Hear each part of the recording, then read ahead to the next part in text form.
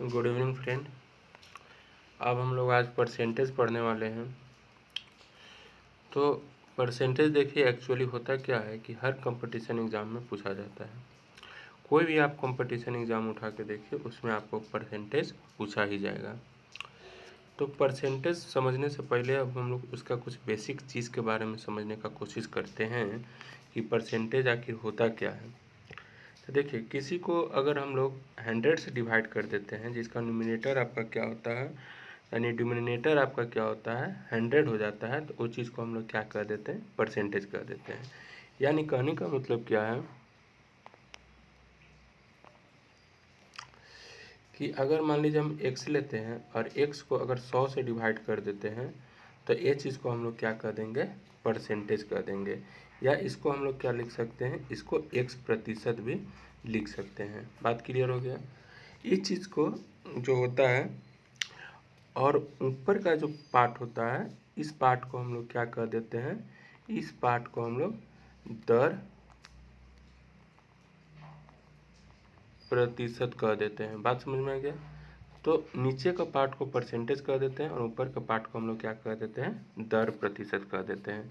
तो बात समझ में आ गया। कोई भी संख्या में अगर 100 से डिवाइड कर दे रहे हैं तो वो चीज़ क्या हो जाता है, परसेंटेज हो जाता है। और ऊपर यानी न्यूमरेटर का जो टर्म होता है, उसको हम लोग दर प्रतिशत कर देते हैं।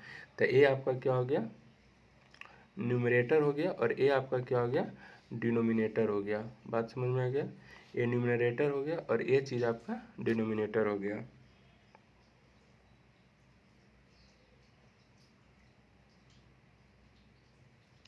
समझ में आ गया। चलिए,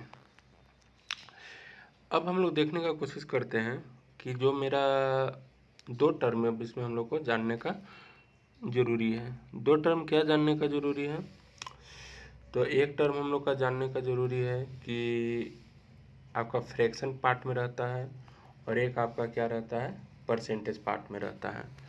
तो जैसे कहने का मतलब, मान लीजिए हम लोग लिखते हैं 1/2। तो ये आपका कौन सा पार्ट है, फ्रैक्शन पार्ट है। अभी कुछ ध्यान मत दीजिएगा, बस खाली समझते जाइएगा। ये मेरा फ्रैक्शन पार्ट है। लेकिन यही अगर हम लोग इसको 1% लिख दें, सॉरी,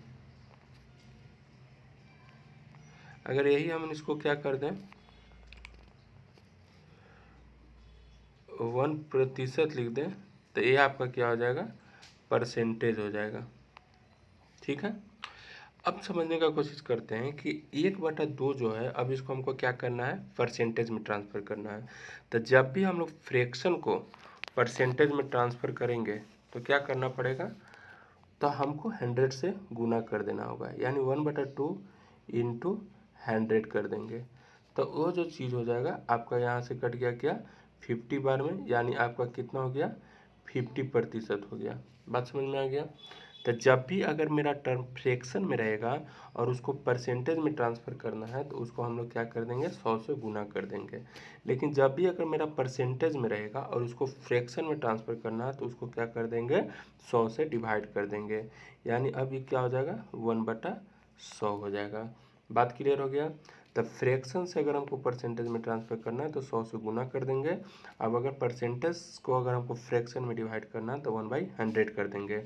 पहला चीज़ हमको समझ में आ गया कि फ्रैक्शन क्या होता है, और दूसरा चीज़ हमको समझ में आ गया कि परसेंटेज क्या होता है। जो रेशियो में लिखा रहता है वो आपका फ्रैक्शन हो गया, और जो आपका इक्वल रहता है, यानी 1%, 2%, 2.5%, ये आपका परसेंटेज का साइन लग जाता है, वो आपका परसेंटेज हो जाता है।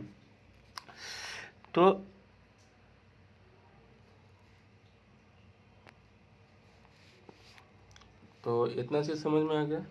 तो अब हम इसको एक चीज़ लिख लेते हैं नोट करके।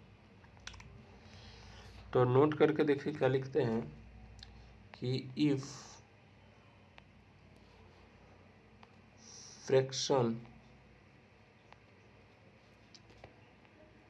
change in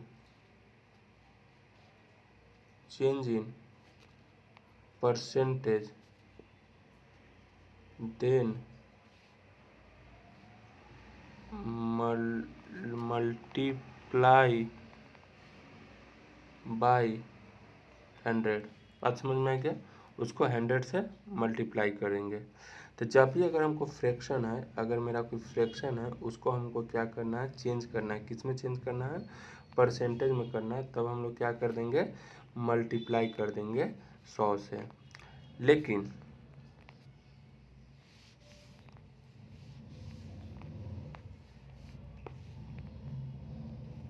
अब देखिए, अब हम लोग समझते हैं, इफ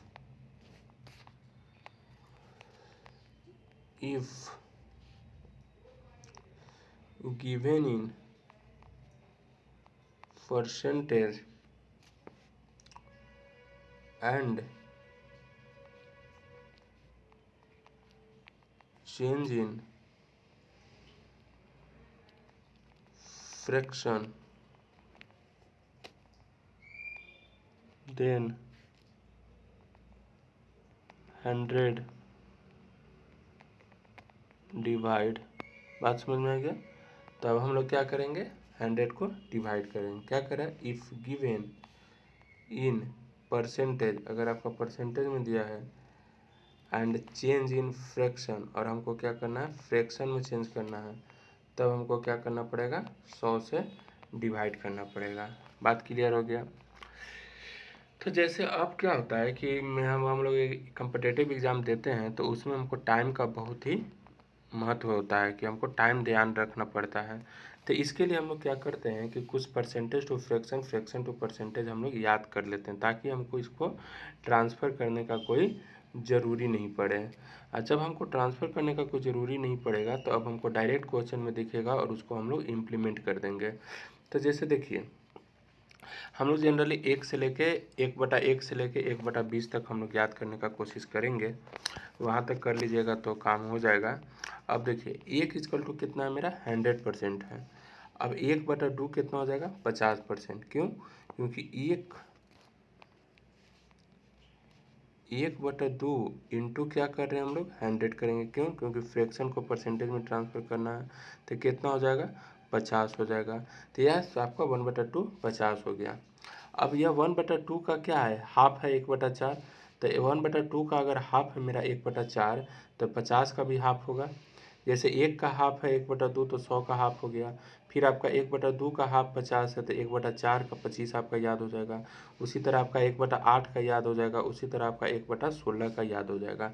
चलिए, तो आप कहने का मतलब है कि बस इसका याद रहेगा, तो इसको हम लोग आधा आधा डिवाइड करते जाएंगे। तो हम लोग का कितना याद हो गया, 1 2 3 4 हम लोग का याद हो गया। और एक तो हमको पहले ही से पता है कि उसका 100 होता है। तो 1/2 यानी 1 का आधा, यानी 100 का आधा, यानी 50। 1/4 यानी 1/2 का आधा, यानी 50 का आधा, यानी 25। 1/8 यानी 1/4 का आधा, यानी 12.5। 1/16 यानी 1/8 का आधा, यानी 6.25। इस तरह से हम लोग इसको याद कर सकते हैं। अब देखिए, दूसरा फॉर्मेट हम लोग देखने का कोशिश करते हैं। अब देखिए, दूसरा जो फॉर्मेट है आपका क्या है, अब जैसे 1/3 अब है, तो 1/3 का क्या होता है,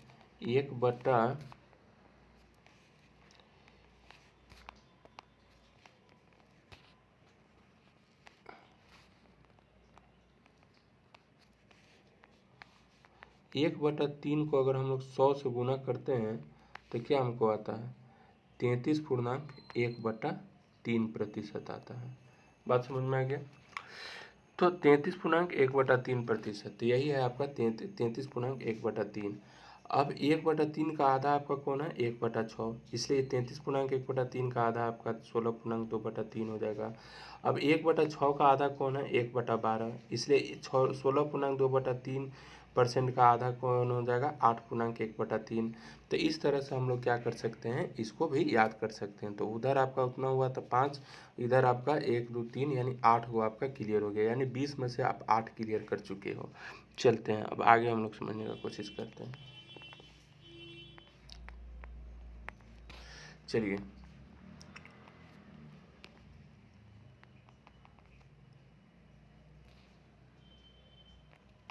अब देखिए, 1/5, 1/1 याद हो गया, 1/2 याद हो गया, 1/3 याद हो गया, 1/4 याद हो गया।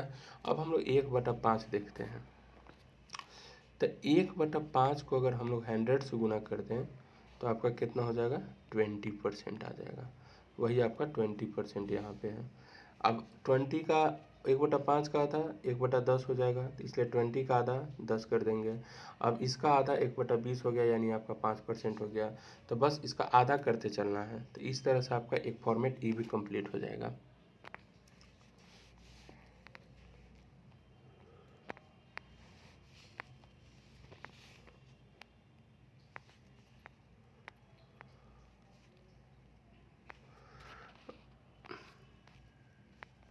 पूरा हम लोग बेसिक से पूरा एडवांस चलेंगे। तो अब देखिए, अब आपका क्या है, 1/7 है, तो 1/7 इंटू 100 कर देंगे, तो आपका कितना हो जाएगा, 14.2/7% हो जाएगा। अब अगर 14.2/7 है, तब भी हमको याद करना फ्रैक्शन में डायरेक्ट कि 1/7 हो जाएगा। तो हमको परसेंटेज से फ्रैक्शन भी पता करना है और आपका फ्रैक्शन से परसेंटेज भी पता करना है, ठीक है।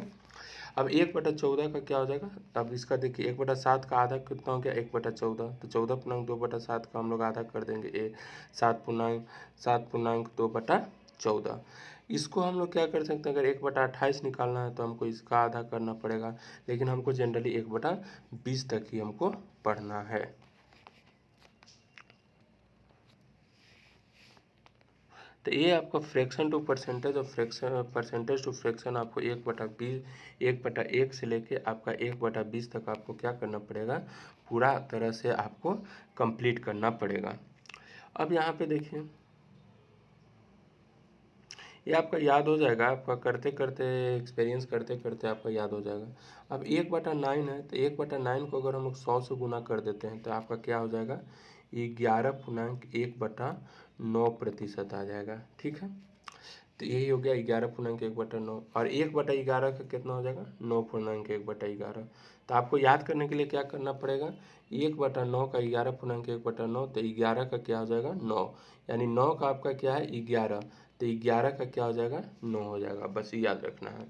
यानी 9 का आपका 11 रहेगा, तो 11 का आपका क्या हो गया, 9 हो गया। तो इस तरह से आपका पूरा हम लोग 1/1 से लेके 1/20 तक हम लोग लगभग समझ चुके हैं, ठीक है।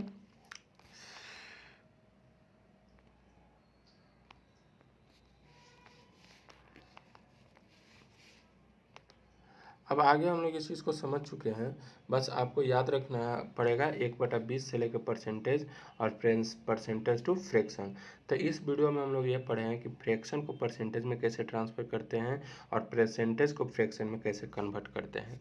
इसके बाद अब हम लोग पढ़ेंगे कि कुछ क्वेश्चन रहेगा, अब उस क्वेश्चन से अब हम लोग डिपेंडेंट करेंगे और उस क्वेश्चन से अब हम लोग डायरेक्ट पढ़ेंगे। ये हमको याद रहेगा तो उस क्वेश्चन को डायरेक्ट लिखेंगे और डायरेक्ट लिख के अब हम लोग उसको क्वेश्चन को सोल्व कर देंगे, ठीक है। तो बेसिकली आपका परसेंटेज का जो आपका बीज होता है यानी सीड होता है, यही आपका है, यानी बेसिक जो रिक्वायरमेंट है यही है। अब हम लोग नेक्स्ट वीडियो में फिर से इसको आगे करने का कोशिश करेंगे। तब तक के लिए बाय।